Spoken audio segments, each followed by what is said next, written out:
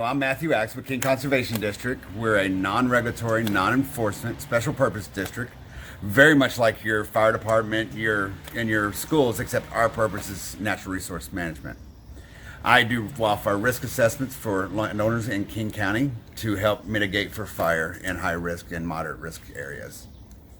And Matt's today visiting with myself, Dick Scheel, and my wife, Peggy Shepard. We live on Crestview Loop in Snoqualmie. So, what I first want to do, Peggy, is I want to talk to you about your property.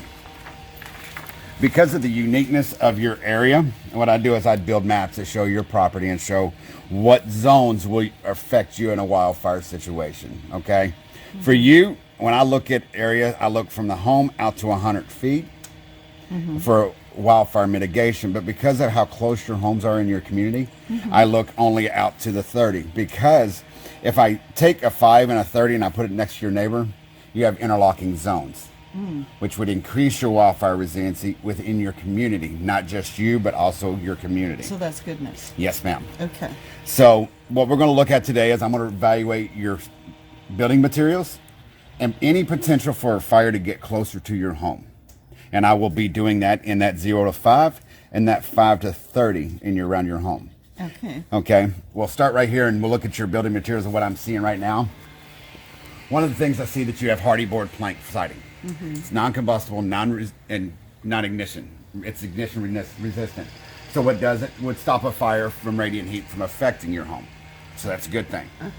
You have stone siding that goes from your ground to your siding, which would stop a surface fire, be able to ignite the home if it came through here. Okay.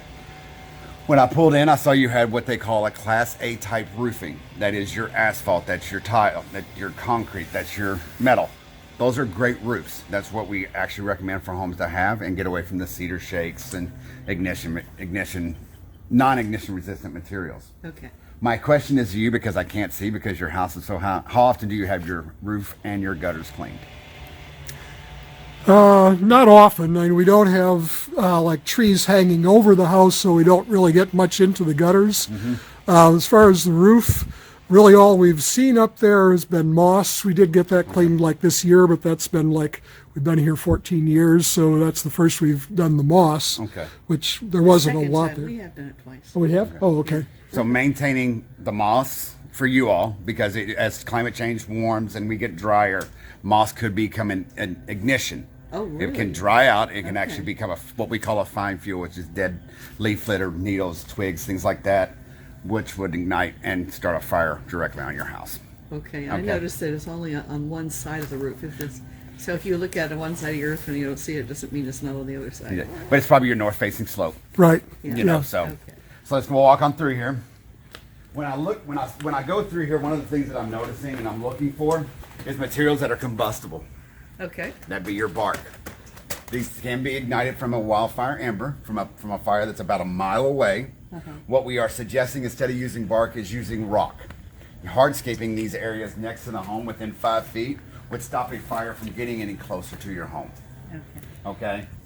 Now, what about like, like we have these trees here, or I don't know what they're called, but is how big of a problem is this? Arborvitaes are a huge issue. That's what this tree is called. Because, and whoever manages these quite well. Okay. Whoever does manage these, so that's good. And reduces the risk a little bit. They are flammable, but what happens a lot with these trees is they actually accumulate a lot of dead litter inside. These actually do not have that, which is nice. They're very minimal, so they're actually keeping them clean. So we have to thank our neighbor for. Did you do that, Lenny? No, well, we both do some. Okay. So you really want to manage these Okay. and manage the fuels underneath them. Okay. So, it's just like building a campfire. Something small, bigger, and the bigger than you have a fire. Okay. So that's actually really good, and it looks like somebody's managing this one too. Yeah, we were told to keep it away from the house because of insects. So. I've never heard that, and I can't say yes or no to that. Yeah. So as we walk back through here, I look at screens on your attics, on your crawl spaces. I can't really see your attic spaces. What is recommended here is a 1/8 inch mesh. This is about a 1/4 inch mesh. 1/8 inch mesh is a little bit bigger than your screens. Okay. And the reason that is that would stop an ember from getting inside here. Oh, the smaller okay. the screen stops an ember from getting inside your home and starting a fire in your home. Oh, okay. Okay. All right. Again, with the hardscaping, the bark. Okay. You can go and just reach over the top of that fence. Then I'm gonna look at your fence. Uh-huh.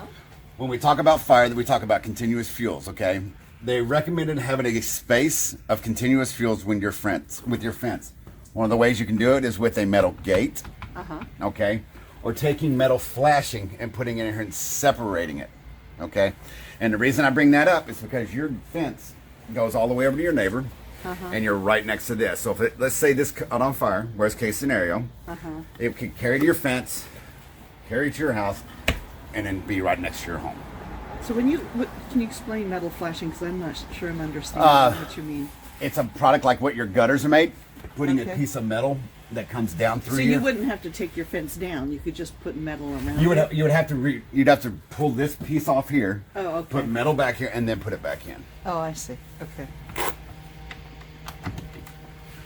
And then we come back here. You do have hardscaping, which is good. Bark is another issue. Right. What about this thing here? What we suggest of anything that this would be called a man-made fuel, okay, just like this right here. If you can, in the instance of a fire, get it away from your home. Get it outside that 0 to 5 feet from your home, Right. and it'll reduce that actually catching on fire. Right. Plastic won't ignite; it melts, makes it hot, Yeah. and just creates more heat closer to your home. Yeah. And that's why we suggest that. Yeah. Okay. Now I know there had been one home that burned like a year or two ago where their compost bin self-ignited. But I'm assuming that that's because they had a lot of damp material that had been sitting there a while. But I don't know do we need to be aware of as far as that? Composting, piles of bark, things like that, because it gets hot. If you've ever paid attention, you ever turned one of those in the summer, they're really warm. And you'll start to see steam come out of them and everything. Turning those constantly is how you mitigate for them not to ignite. Sitting under there and just sitting dormant and nothing happening to them, they can ignite. They create enough heat that they can ignite. Now is that primarily if it's like damp material that's been sitting there a while, or? Usually when it dries out. Because I guess what I'm thinking is like typically, these get emptied like every week, and like for us, it's pretty much all we put in there is if we either trim some shrubs, or when we mow the lawn, we throw the grass clippings in there, and then they get emptied out within the week. Is that something that's... Your cans, I really wouldn't worry about it because of how frequent your waste management. You're getting Right. rid of the materials. Right. So it's not really an issue. It's when you go to these larger lots, people have larger properties, they do have external compost piles that aren't being stirred. So that's what we worry about. Get those turning. Get them, don't let it get so hot underneath that top layer that it will ignite. Right. And I think maybe that one house where they did have the fire that way, I think maybe the house was being worked on, so like maybe they didn't get emptied every week. So I was just saying maybe that was why it was more likely to spontaneously Unless I combust. brought in a fire investigator. Oh, I can't yeah. tell you. Right, right. It's what we look at. Right, sure. We're going to walk on back through here.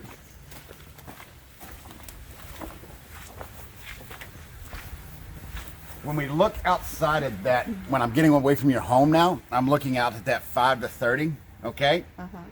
What you're doing is correct. You have what we call a lean green lawn, and this is the area we want to keep lean, green, and clean, okay? And you're doing well with that, okay? As me and Peggy have talked multiple times, your issue is really right here. Right. And it's looking out past that, that 5 to 30 for you all back here, because in a worst case scenario, fire's going to burn uphill. It's just the way it burns. It's traditional. You do have a lot of trees, but one of the things that I am noticing now that I'm here is that you have a buffer. Okay. It's something I can't see online. You have a rock wall there that would actually stop. And as long as they manage this grass here to keep it low, Okay. it improves your resiliency. Oh, good.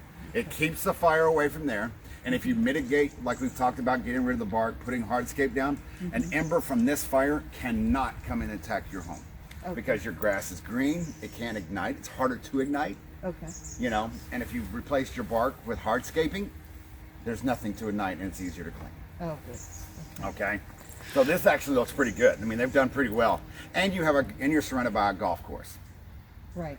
You know, which if a fire came on the other side of the golf course, it would slow down once it hit the golf course and probably tucker out a little bit, because I think the golf course kind of arches right around in here somewhere. So it'd be more a matter then of like if further down, if the end got caught, then it could come up this ravine, something like that. it But could. now, We get some strong wind in here. Yes, I know. You got some really good winds up here, Yeah. which is. I will say this: you're starting to get Scotch broom, what looks like Scotch broom in here. right. Just off a note, it is an invasive species, as you know, and is highly flammable. Okay. So that's another thing, you know, pulling that out of there reduces the risk too. If you can get Okay. back there and work in it. So Okay. managing your invasive species is actually a good way of doing it. Okay. Now we were also talking about with the landscaper about putting in, potentially some like a couple of shrubs across the back of the house, for instance. If we were doing, say, small shrubs there, but close to the foundation, I'm assuming like out in front we have some small shrubs, but there you don't have the trees nearby.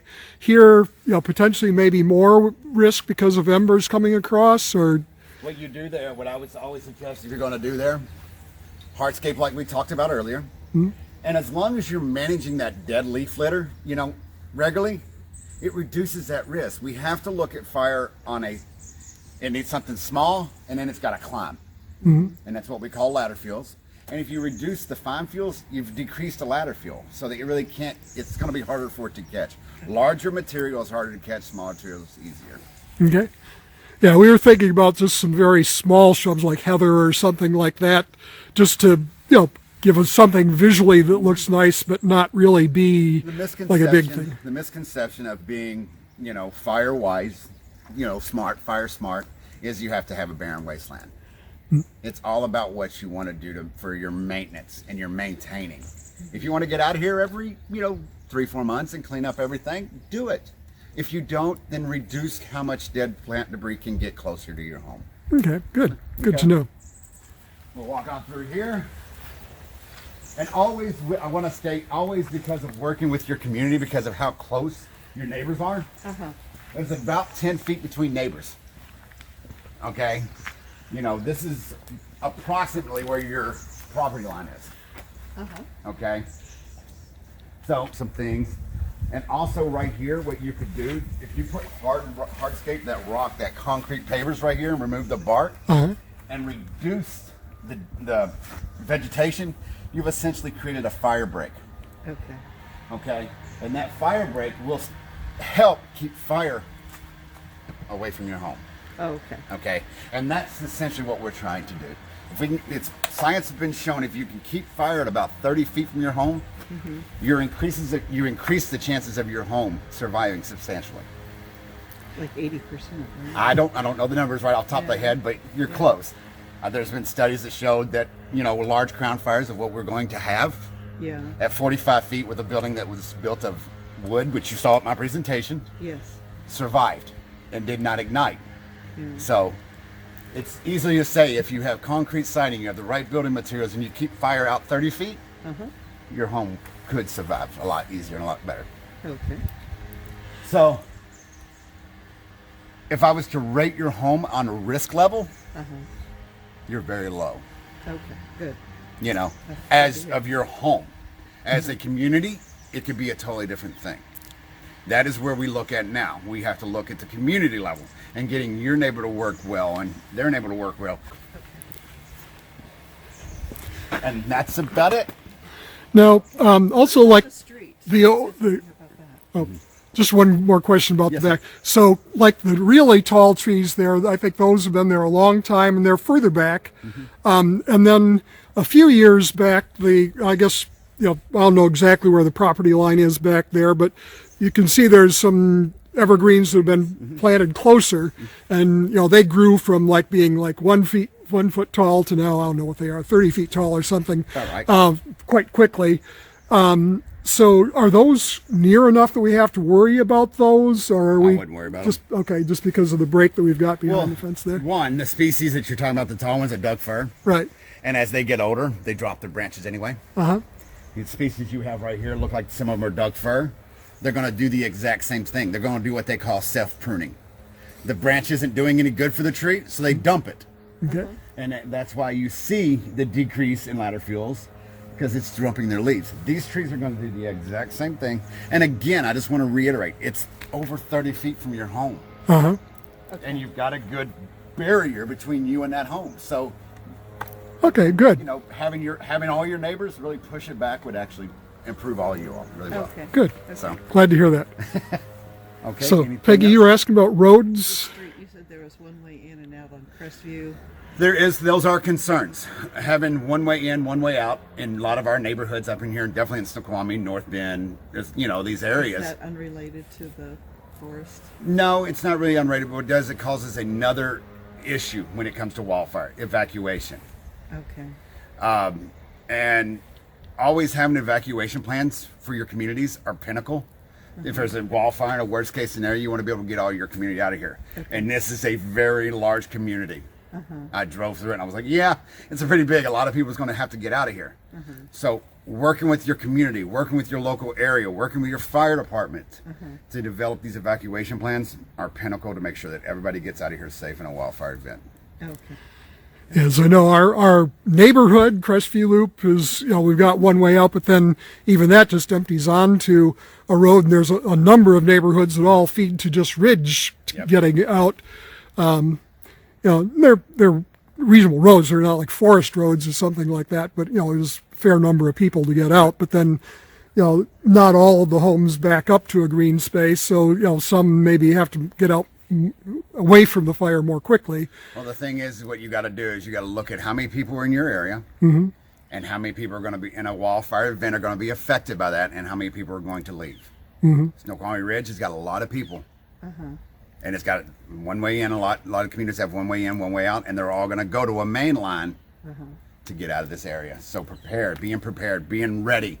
Ready, Set, Go is a program that actually helps people be ready for evacuations. Okay. Now, so I mean, obviously, they're not likely to say dig up and build new roads through the middle of where houses are. So, as far as is that primarily then a matter of like individual residents like being able to get themselves ready quickly so that there's more time to use that narrow spot? Having a plan for your home starts with you.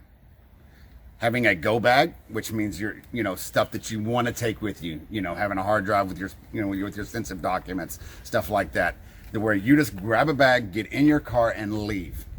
That starts with you. Then looping your community and then in your local area, developing a plan and working with other people in your area to get that plan is going to help everybody else. So on a community basis, is that a matter of like them say, like obviously they can't somehow get it to magically fit, 500 families all getting through one road at the same time, but is it, what can be done at a community level besides telling people individually to have like their go bag and things like that? I would work with your fire department. I would contact King County Emergency Management and see what they've got in store for you already. So is that like where to go once you're out of the neighborhood? No, that's what you Things want to like contact to prepare your community for an evacuation. They're going to have better programs to develop you around evacuation where I don't have Sure, that. sure. And I was just thinking about our own neighborhood where we're close to the golf course, which, has some trees around it, but also has some big open grassy areas. Like, say if this stuff behind you was just raging, would like the middle of the golf course, middle of a park that's empty, things like that be safe places to at least, if you had to immediately get further away from the blaze? You're talking about safe zones. Is Right. what you're talking about. And yes, having a safe zone designated for your community to go to is a good thing. But again, working with the King County Emergency Management and your fire district is the best way to go about that. Okay, great. Thank you. All right. So anything else? Not that I can think of. All right. Well, thank you.